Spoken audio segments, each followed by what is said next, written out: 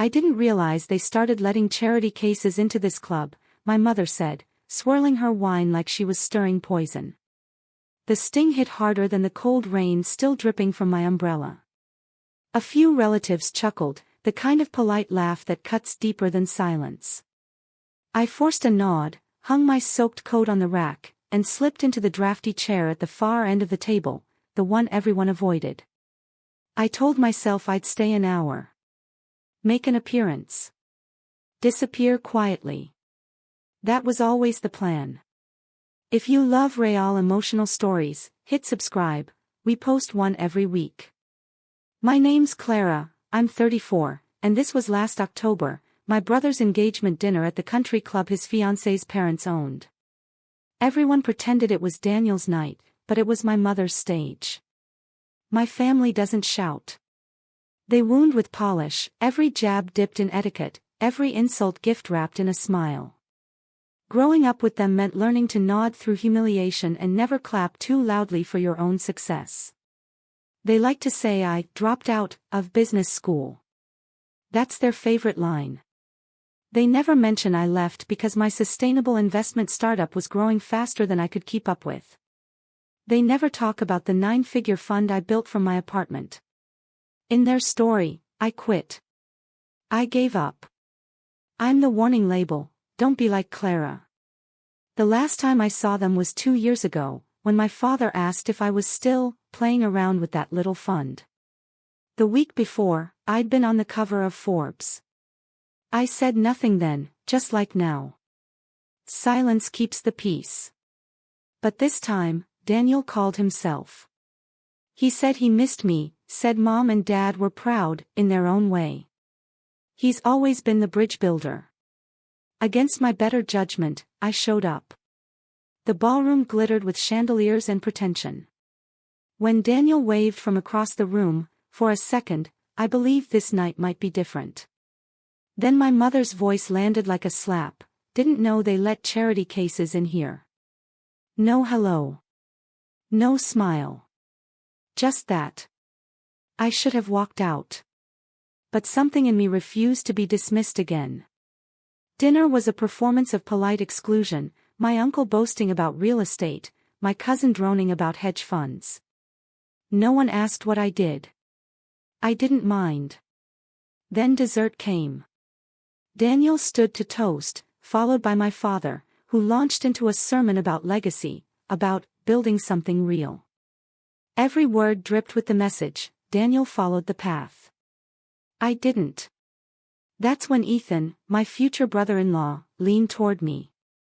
He's one of those decent, well-meaning types, portfolio manager, clean smile, genuinely curious.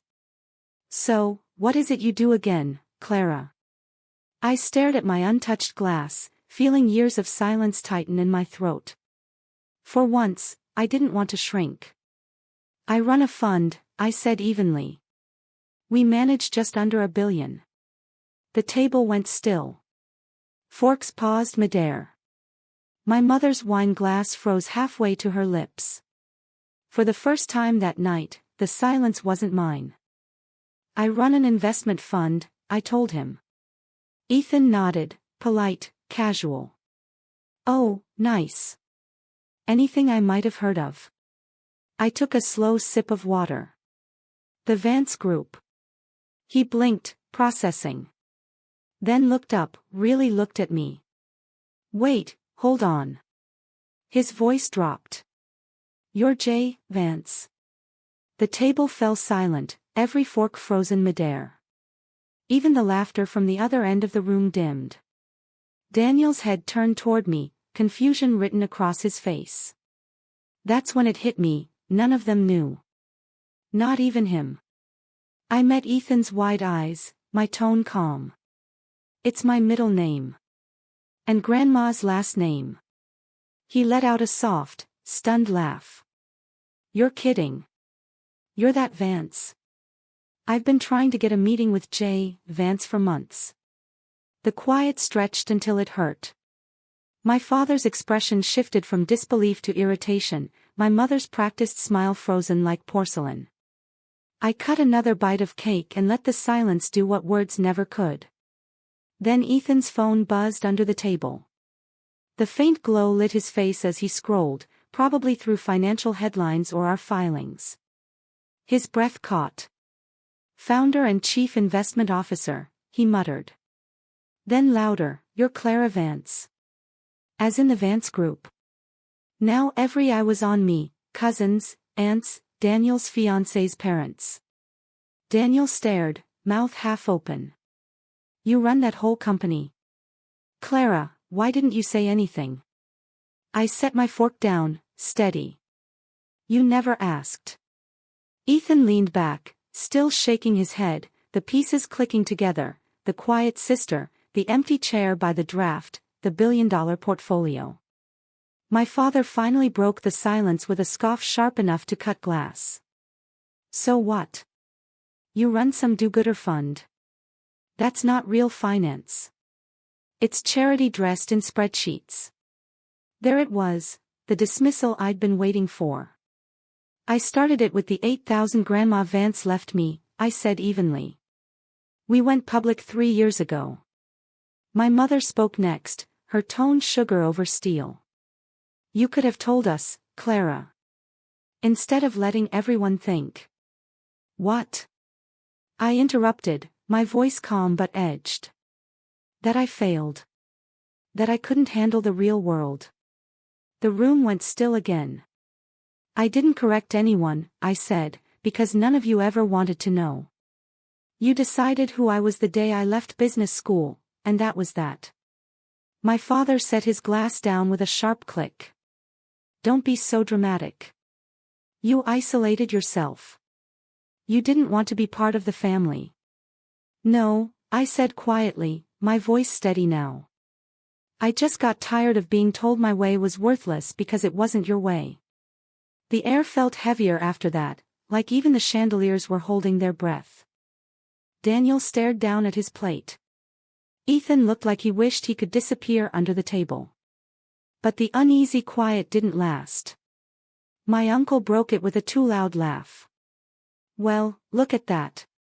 Our little Clara's a hotshot now. Maybe she'll give us a few stock tips, huh?" A few others chuckled weakly, grateful for the excuse to breathe again. But the sound twisted in my chest.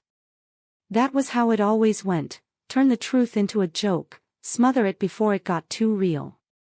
Not this time. "I could," I said, my voice steady, sharp as glass. "But I won't." The laughter died immediately. "I'm not here for your approval," I continued. "I came because Daniel asked me to. But if this is how it's always going to be, don't bother next time." My father gave a low, mocking laugh. "There she goes again, always so sensitive." And then my mother did what she's always done, smiled while twisting the knife. She reached into her clutch. "Well," she said, "since we're all sharing tonight, we were saving this for your birthday next month, but," she slid a thin envelope across the table. I hesitated, then opened it. Inside was a glossy brochure for a community college bookkeeping program. "We just thought," she said sweetly, "it might be nice for you to have some practical skills. Something to fall back on. Something stable." Even Ethan's face went pale.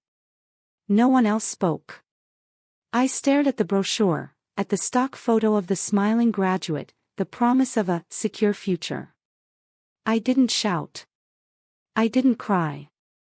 I simply set the brochure back down, folded my napkin, and stood.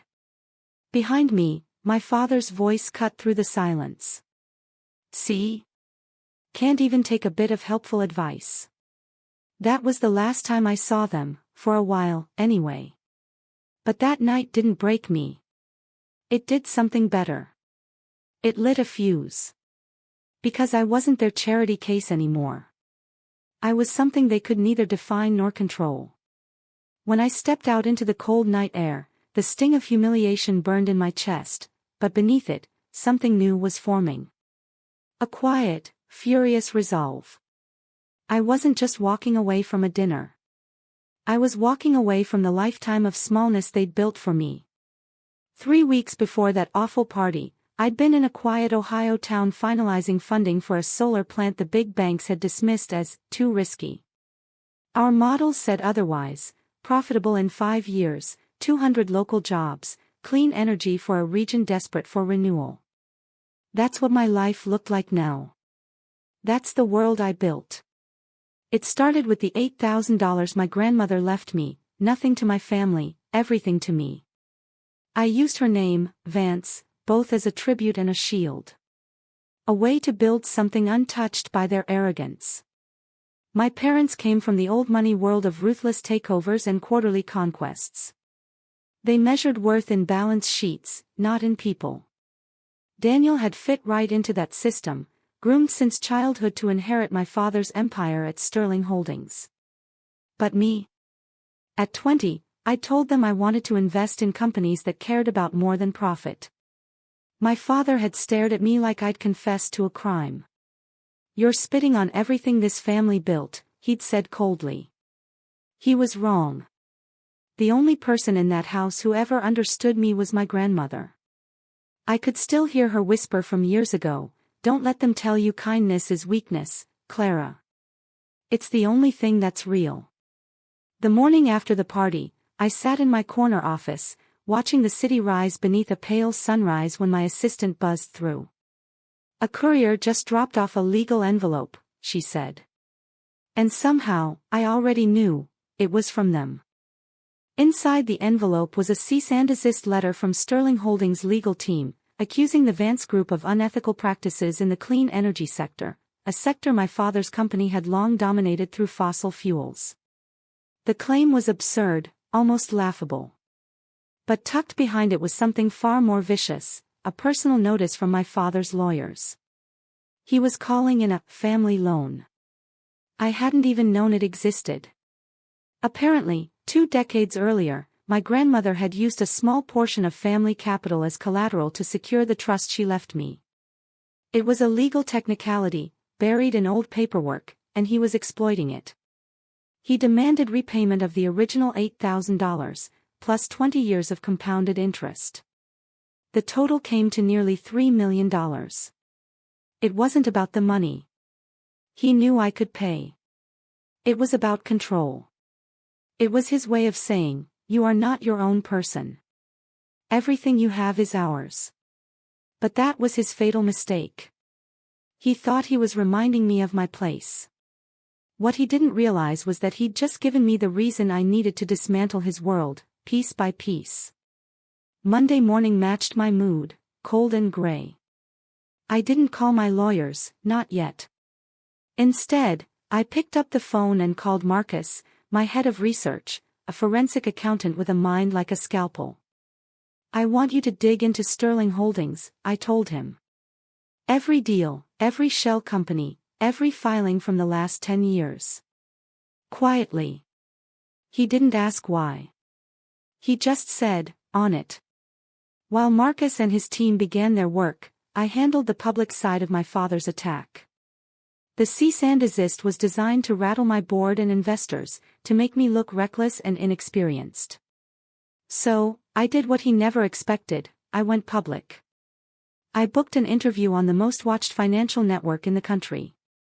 I never mentioned Sterling Holdings by name. I didn't need to. I talked about our data, our returns, our mission to fund sustainable growth in overlooked communities. Then I looked directly into the camera. "Some firms," I said, "are stuck in the past. They see innovation as a threat. And when they feel threatened, they lash out with fear and falsehoods. But the future doesn't wait for those too afraid to change." By the end of the day, our stock ticked up 6%. Investors were reassured. The smear collapsed under the weight of facts. My father's blow had missed entirely. But that was just the first move. 2 weeks later, Marcus came into my office carrying a binder thick enough to break a table. His face was pale. "You're not going to believe this," he said quietly, setting it down. "Sterling Holdings isn't stable, it's a house of cards." I opened the file. What I saw made my pulse slow to a crawl. My father hadn't just made a few risky bets, he had been running a glorified Ponzi scheme. New investor money was being used to cover old promises, maintaining the illusion of success. The clean energy accusation wasn't about rivalry, it was desperation. He needed to create market chaos, to drive down confidence and buy himself time to hide the cracks. But that wasn't the worst of it. Hidden in a maze of offshore subsidiaries was something even darker, proof that my father had been siphoning money from Sterling's employee pension fund. He had stolen millions from his own people, the secretaries, the analysts, the accountants who'd given him their entire careers. Marcus closed the binder slowly. "There's enough here to put him away for life," he said. I sat there, staring at the pages, his crimes laid out in black and white. The fake loan. The brochure. The dinner. Every insult, every attempt to belittle me, it all made sense now. He wasn't just cruel. He was afraid. Terrified that the daughter he'd written off had built something real while his empire rotted from within. My first instinct was to pick up the phone and call the SEC, to hand over everything. But as my fingers hovered above the dial, I stopped. An anonymous tip would destroy him, but it wouldn't help the people he'd betrayed. It wouldn't rebuild their stolen futures. And it wouldn't change the story he'd told about me all my life. No. This had to be handled differently. He was hosting the annual Sterling Foundation Gala in 3 days, the city's grandest display of wealth disguised as charity. Every year, the elite came to toast his vision and philanthropy, pretending not to see the greed behind the gold. The same people who'd whispered about me since I was old enough to stand beside him in a dress that never felt mine. This time, I wasn't showing up to blend in. I looked at Marcus. "Call the SEC's head of enforcement," I said evenly. "Tell her Clara Vance has a proposal. But we move Friday night. Not before." Friday arrived, cold, metallic, and glittering with excess. The ballroom gleamed with chandeliers and champagne, full of tuxedos, jeweled gowns, and practiced laughter. My father stood at the center, framed by my mother and Daniel. He looked every inch the Titan, powerful, benevolent, adored. Cameras flashed. Applause rippled. He was just beginning his keynote address, the one the press would later call inspirational. Marcus and I arrived quietly through the service corridor, joined by 2 plainclothed officials from the Securities and Exchange Commission. We waited in the wings as my father's voice echoed across the room. "Integrity," he declared, "is the cornerstone of leadership. It's our duty to uphold transparency, to lead by example." His words dripped with hypocrisy. That was my moment. I stepped onto the stage. The crowd stirred, murmurs rising like static. My father froze mid-sentence, his expression snapping from surprise to rage. "Clara," he hissed, his smile tight. "What do you think you're doing?" "Security." "Good evening," I said into the second microphone, cutting through his panic. My tone was calm, deliberate. My father's right, integrity matters. Which is why I need to make something clear tonight. The air thickened. Daniel looked pale. My mother's hand flew to her chest. "For years," I continued, "Sterling Holdings has been praised as a pillar of American finance. But that pillar is rotting. It's been built on lies, a shell game designed to deceive investors and employees alike." Gasps rippled through the audience. My father barked a sharp laugh, but the tremor in his voice betrayed him. "She's confused," he snapped. "My daughters always had dramatic tendencies." "Not confused," I replied, raising a thick folder. "This contains every transaction, every falsified account. And I'm not alone." The 2 agents stepped forward, badges glinting under the spotlights. One of them spoke clearly, "Richard Sterling, you are under arrest for securities fraud, wire fraud, and embezzlement." The room went still. As the agents cuffed him, my father's mask shattered. His charm evaporated, replaced by raw fury. He lunged toward me, his voice breaking. "You destroyed me. You." "No," I said quietly, meeting his eyes. "You destroyed yourself the moment you stole from the people who trusted you." I just stopped pretending not to see it. 6 months later, I stood in a small Ohio community center, the same town where we'd built the solar plant. The factory was running, employing hundreds. The new Vance Sterling Foundation had just funded 2 more clean energy projects. The trial had ended quickly. My father was sentenced to 30 years in federal prison. He never spoke a word to me again. My mother filed for divorce and left the country. Daniel surprised me. Instead of running, he stayed to help clean up the wreckage, working with investigators to recover what could be saved. 3 weeks after sentencing, he came to my office. He looked older, but freer somehow. "I read everything," he said quietly. "What you uncovered, what he did." He trailed off, his voice heavy with both shame and relief. I just nodded. For the first time in our lives, the silence between us didn't feel like a wall, it felt like truth. He finally looked up, his voice trembling. "I'm sorry, Clara. For all of it. I spent so many years chasing his approval, I didn't even see you. I didn't say anything right away. There wasn't much to say. We were both learning how to speak without pretending, how to build something honest from the wreckage he left behind.